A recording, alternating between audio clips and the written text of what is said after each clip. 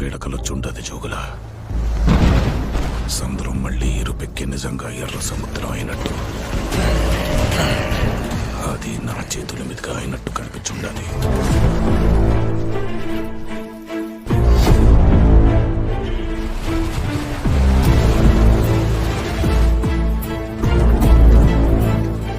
భయం పోవాలంటే దేవుడి కథైనాలా, భయం అంటే ఏంటో తెలియాలంటే దేవర కథైనాలా.